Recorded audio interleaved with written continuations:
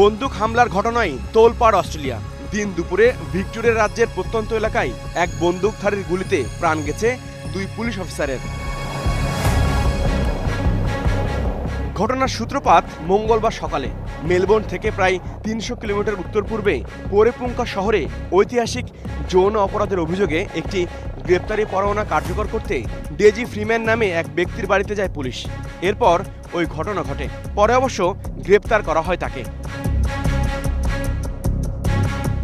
অভিযোগ করা হয়েছে ওই সময় ফ্রিম্যান গুলি চালিয়ে 59 বছর বয়সী এক গোয়েন্দা এবং 35 বছর বয়সী এক সিনিয়র কনস্টেবলকে হত্যা করেন। ঘটনার পর ভিক্টোরিয়ার উত্তর পূর্বাঞ্চলের শহরটি অবরুদ্ধ করে ফেলে জরুরি সেবা সংস্থাগুলো।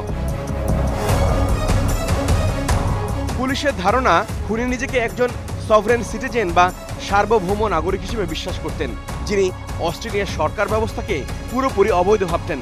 তার দৃষ্টিতে পুলিশ রাষ্ট্রীয় গুন্ডা।